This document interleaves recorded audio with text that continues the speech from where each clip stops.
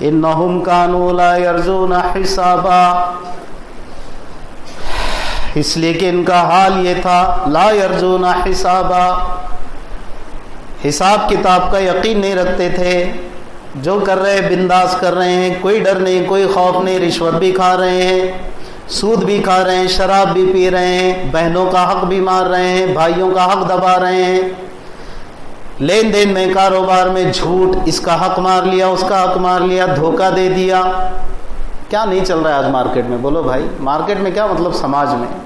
کیا نہیں چل رہا ہے؟ سب ہو رہا ہے۔ یہی تو کہہ رہا ہے نا قرآن، لا یرجون حسابا، حساب کا ڈر ہوتا تو آدمی کہتا کہ صاحب نہیں، پہلے مجھے وہ دے دینا ہے جو میرے ذمہ لازم ہے۔ میں اس موقع پر اکثر کہتا ہوں میرے بھائی، جماعت کی دعوت مت کرو، ڈر جاتے ہیں لوگ، ارے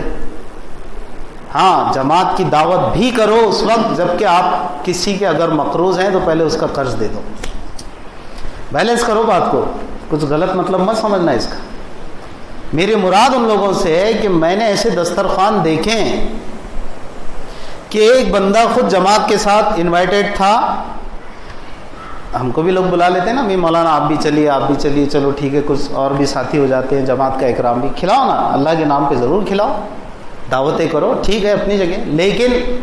وہ بندہ اگر مجھے دعوت کے بعد مل کر یہ کہتا ہے مولانا پتہ ہے آپ کو، ان صاحب کو میں پچھلے 2-3 مہینے سے کہہ رہا ہوں کہ یار وہ 5,000 روپے آپ کے اوپر جو میرے ہیں، مجھے لگ رہا ہے مجھے ضرورت ہے، وہ اگر مل جائے تو بڑی مہربانی آپ کی، انہیں حقدار کو یہ کہنا پڑ رہا ہے آپ کی مہربانی جو آپ مجھے دے دیں گے۔ لیکن دیکھیے بولے یہ پھر بھی دعوتیں برابر چل رہی ہے، کیا کہیں گے اب آپ؟ کہاں کی کہیں کی بات ہو سکتی ہے، تصور میں بھی نہیں جانا چاہیے، چل ہی رہا ہے معاشرے میں، بہت جگہ چل رہا ہے ایسے۔ تو پھر ہم جیسا طالب علم جب کہتا ہے تو لوگوں کو چپ جاتا ہے، یار بہت کڑک بولتے، کڑک نہیں رہتا وہ قاعدہ رہتا۔ اب قاعدے کو کوئی کڑک سمجھ لیں، مثال کے طور پر کوئی ہم کسی کے پاس جائیں اور کہیں بھی دیکھو 5 ٹائم کی نماز ہے، ارے باپ 5 ٹائم کی، میں تو ایک بھی نہیں پڑھتا ابھی، ہاں میرے لیے تم فجر بولو خالی، نہیں فجر بھی نہیں، ظہر بولو، ظہر یا عصر وہ پڑھ لیتا میں۔ تو قاعدہ تو اس کو یہ بتانا پڑے گا نا، نہیں 5 ٹائم کی ہے بھائی، تیرے بولنے سے ہم کم نہیں کر سکتے۔ تو وہ بولتا پھر رہا ہے کیا یار جماعت آئی تھی اور جماعت والوں نے کچھ بھی بولے، 5 ٹائم کی نماز کے پڑھتے رہتے کہ نعوذ باللہ۔ اگر وہ ایسا کہے تو غلطی اس کی ہوئی نا، گشت کرنے والے ساتھیوں کی تو نہیں ہوئی، مولانا کی نہیں ہوئی، ضابطہ بتانے والوں کی نہیں ہوئی۔ تو ضابطہ اس میں یہ ہے کہ پہلے آپ کے ذمے جو واجب اور لازم ہے وہ ادا کرو، بعد میں نفل۔ پوری رات تہجد تو پڑھ رہے ہیں آپ، لیکن فجر میں چھٹی کسی کام کی ہوئی تہجد، پھر چھٹی کا مطلب جان بوجھ کر یا غفلت سے سمجھتے ہوئے بھی، یا یہ سمجھتے ہوئے کہ نہیں تہجد اب پوری رات میں نے پڑھ لیا، اب تھوڑا فجر نہیں بھی پڑھے چلتا، اس سے بڑی بد عقیدگی کوئی نہیں ہے، گمراہی ہے یہ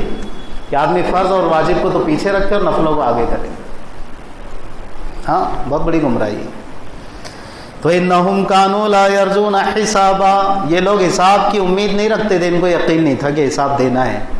اب ہم اور آپ تو کہتے ہیں کہ نہیں ہم کو تو یقین ہے اس پر۔ بھئی یقین کا مطلب کیا ہے؟ یہاں رجا یرجو کا لفظ قرآن نے لا کر اتنی بلاغت پیدا کی ہے، ایسا یقین کہ جو انسان کے اندر ایک فکر پیدا کر دے کہ اللہ اگر کل ہی میں مر گیا تو پھر آپ کے سامنے کیا جواب دوں گا میں؟ محشر میں یہ سب جو آ کر پیچھے کھڑے ہو جائیں گے حقدار، اس نے اتنی نیکیاں لے لی، اس نے اتنی نیکیاں، اس نے اتنی نیکیاں، اور میں تو فقیر ہو گیا۔ ایک حدیث میں فرمایا نا میرے امت کا مفلس ہے یہ شخص، کہ نیکیاں تو بہت کمائی، یقین مانیے تہجد جس نے پڑھی ہے بندوں کے حقوق دبا کر، تہجد کا ثواب ملے گا اس کو، یہ سن لیجیے آپ۔ لیکن یہ جو حقدار پیچھے رہ گئے، یہ ساری تہجد کا ثواب قیامت کے دن اس سے لے لیں گے۔